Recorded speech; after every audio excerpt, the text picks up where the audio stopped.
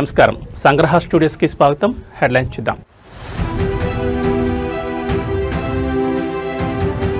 శ్రీవారి ఆలయ విస్తరణ పనులకు సీఎం చంద్రబాబు శంకుస్థాపన. 2 ఏళ్లలో ఆలయ నిర్మాణం పూర్తి చేయాలని టీటీడీకి సూచన.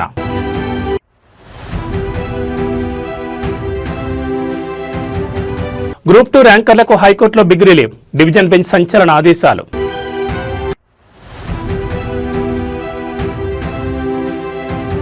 డీజీపీ కార్యాలయం ముట్టడికి అయ్యప్ప స్వాముల యత్నం.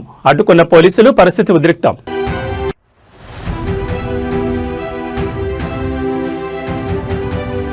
శ్రీవారి లడ్డు నెయ్యి వివాదంపై స్పందించిన వైవి సుబ్బారెడ్డి. పాలిగ్రాఫ్ పరీక్షకు తాను సిద్ధంగా ఉన్నానని స్పష్టీకరణ. ఇక డీటెయిల్స్ చూస్తే అమరావతి రాజధాని వెంకటాపాలెంలో శ్రీ వెంకటేశ్వర స్వామి ఆలయ విస్తరణ పనులకు సీఎం చంద్రబాబు శంకుస్థాపన చేశారు. ఈ సందర్భంగా ఆయన మాట్లాడుతూ అమరావతి పేరు పెట్టాలని వెంకటేశ్వర స్వామి సంకల్పం ఇచ్చారు. శ్రీవారి ఆలయంలో సామాన్య భక్తునిగానే ఉంటాను అన్నారు. కృష్ణానది తీరంలో శ్రీ వెంకటేశ్వర స్వామి ఆలయం నిర్మాణం చేశాం. దేవతల రాజధాని అమరావతిలానే మన ఆంధ్రప్రదేశ్ రాజధాని అమరావతి కూడా ఉంటుంది. 2003లో క్లైంబర్ మెయిన్స్ పెట్టిన నాకు ప్రాణభిక్ష పెట్టిన స్వామి శ్రీ వెంకటేశ్వరుడు. ఇక్కడ ఏ తప్పు జరగనీయను. తప్పు చేసిన వారిని వెంకటేశ్వరుడు వదిలిపెట్టడు. గత ప్రభుత్వం విధ్వంసం చేసింది. అమరావతి రైతులకు నరకం చూపించారు. అమరావతి నుంచి దేవాలయం అనే పాదయాత్ర చేశారని సీఎం చంద్రబాబు పేర్కొన్నారు. అయితే రైతులను అభినందిస్తున్నా. ఇక్కడ ప్రాంతాన్ని కాపాడమని దేవుణ్ణి కోరుతున్నానని ముఖ్యమంత్రి చంద్రబాబు తెలిపారు. 240 కోట్ల రూపాయలతో తిరుమలలో వెంకటేశ్వర స్వామి దేవాలయం ఉంటుందో అలాగే అమరావతిలో దేవాలయం నిర్మాణం చేపడతారు. ఎన్టీఆర్ అన్నదానం ప్రారంభిస్తే నేను ప్రాణదానం ప్రారంభించా. మన అందరినీ దీవించాలని వెంకటేశ్వర స్వామిని కోరుకుంటున్నానని చంద్రబాబు చెప్పుకొచ్చారు.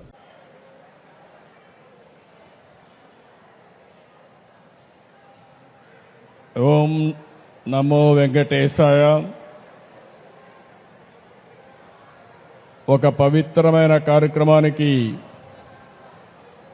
ఈరోజు మనం అందరం కూడా భక్తులందరం ఇక్కడ సమావేశమయ్యాం. ఈ కార్యక్రమంలో టీటీడీ బోర్డు చైర్మన్ అయినటువంటి బిఆర్ నాయుడు గారు,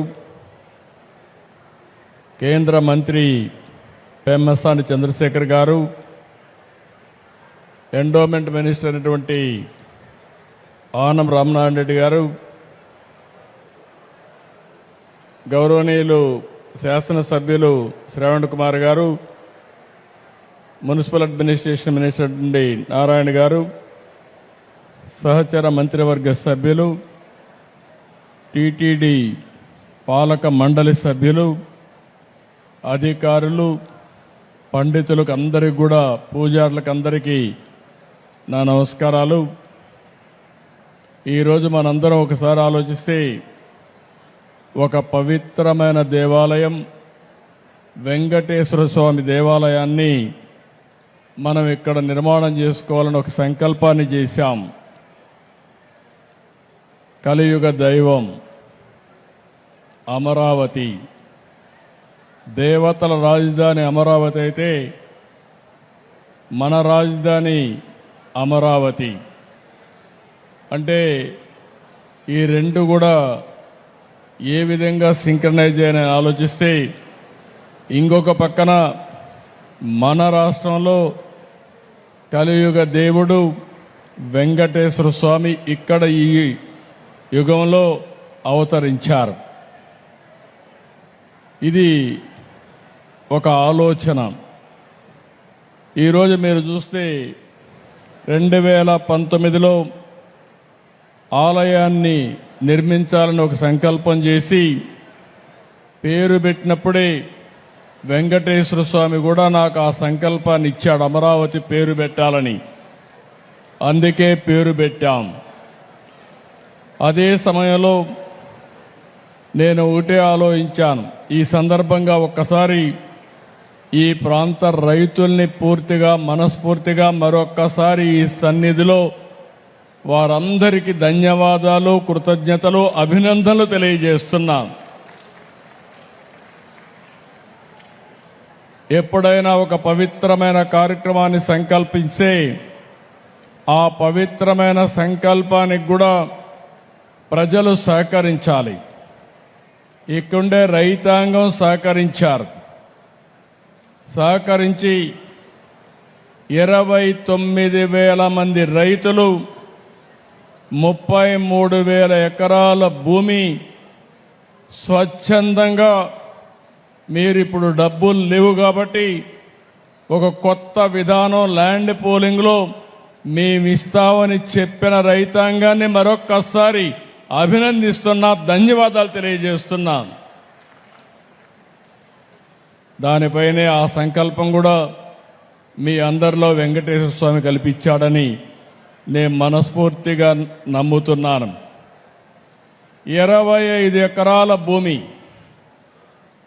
పవిత్రమైన ప్రదేశం, కృష్ణా నది ఒడ్డున వెంకటేశ్వర స్వామి దేవాలయం.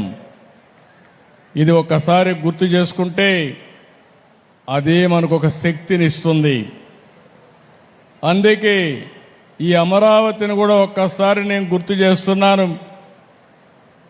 ఇది ఏమాత్రం మీకెవ్వరికి కూడా అనుమానం అవసరం లేదు. దేవతల రాజధాని అమరావతి ఏ విధంగా ఉంటుందో ఆ నమూనాగా మన అమరావతి ఉండాలని వెంకటేశ్వర స్వామి వారిని కోరుతున్నా. నాకు ఒక నమ్మకం ఉంది. 2003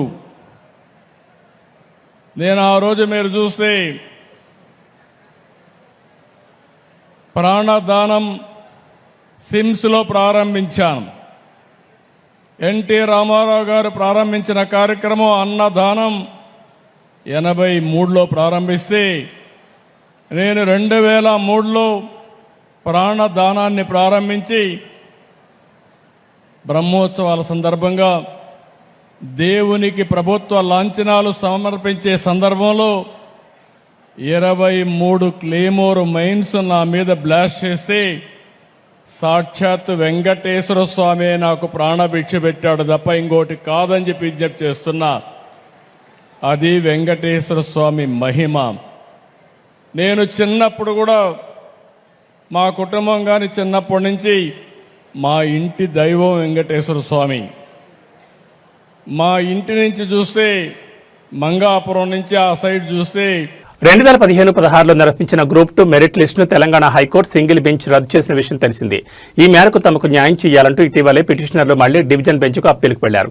ఈ మేరకు ఇవాళ మరోసారి వారి పిటిషన్లపై విచారణ చేపట్టిన ధర్మాసనం సంచలన ఆదేశాలు జారీ చేసింది.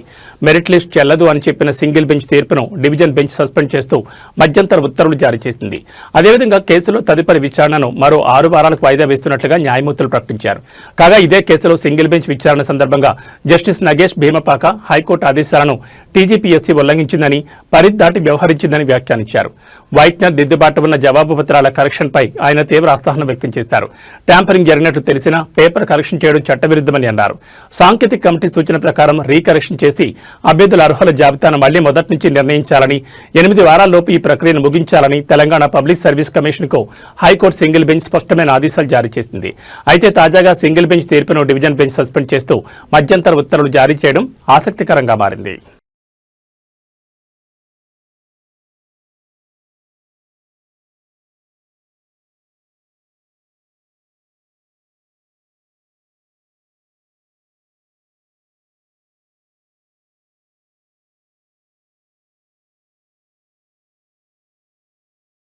వైఎస్ఆర్సీపీ అధినేత మాజీ ముఖ్యమంత్రి వైఎస్ జగన్ పులివెందుల పర్యటన ముగిసింది. 3 రోజుల పాటు సొంత నియోజకవర్గంలో ప్రజాదర్బార్ నిర్వహించడంతో పాటు పలు కార్యక్రమాల్లో పాల్గొన్నారు. 3 రోజుల పాటు వైఎస్ఆర్ జిల్లాతో పాటు ఇతర జిల్లాల నుంచి వచ్చిన పార్టీ నాయకులు, శ్రేణులను కలిశారు. కార్యకర్తలు, అభిమానులను కలవడంతో పాటు వాళ్ల నుంచి విజ్ఞప్తులను స్వీకరించారు. అందరూ ధైర్యంగా ముందుకెళ్లాలని సూచించారు. పార్టీ నాయకులు, క్యాడర్ ఎవరూ అధైర్యపడొద్దని, రాబోయే రోజులు మనమేనని, అందరూ ఉత్సాహంగా పనిచేయాలని సూచించారు. ఈ 3 రోజులు పులివెందుల నియోజకవర్గంలో ఎక్కడికి వెళ్లినా పార్టీ కార్యకర్తలు, అభిమానులు ఘనంగా స్వాగతం పలికారు. వైఎస్ జగన్ ను కలిసేందుకు కార్యకర్తలు, ప్రజలు క్యాంపు కార్యాలయానికి క్యూ కట్టారు. 3వ రోజు బయలుదేరే ముందు కూడా తన కోసం వచ్చిన ప్రతి ఒక్కరిని జగన్ ఆప్యాయంగా పలకరించారు.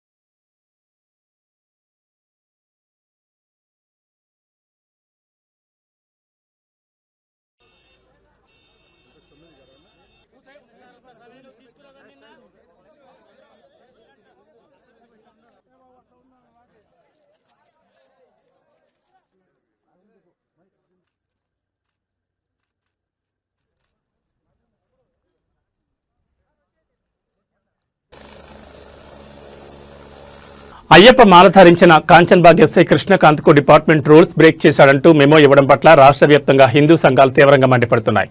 ఈ మేరకు ఎస్ఐకి ఇచ్చిన మెమోను బేషరతుగా ఉపసంహరించుకోవాలని డిమాండ్ చేస్తూ ఇవాళ బీజేవైఎం కార్యకర్తలు అయ్యప్ప స్వాములతో కలిసి డీజీపీ కార్యాలయం ముట్టడికి పిలుపునిచ్చారు.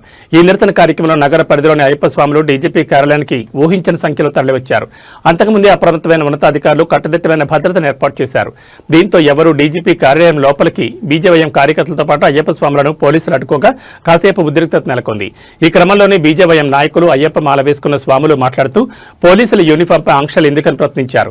హిందువుల మనోభావాలు దెబ్బతీసేలా తెలంగాణ పోలీస్ డిపార్ట్మెంట్ రూల్స్ ఉన్నాయని ఫైర్ అయ్యారు. ఈ విషయంలో ఉన్నతాధికారులు వెంటనే స్పందించి ఎస్ఐకి ఇచ్చిన వివరణ ఇవ్వాలని, లేకపోతే రాష్ట్రం అగ్నిగుండం అవుతుందని హెచ్చరించారు. అదేవిధంగా సౌత్ ఈస్ట్ జోన్ కార్యాలయం ఎదుట ఉన్నతాధికారులు లేకపోవడంతో అక్కడ కూడా అయ్యప్ప స్వాములు పెద్ద ఎత్తున నిరసనకు దిగారు.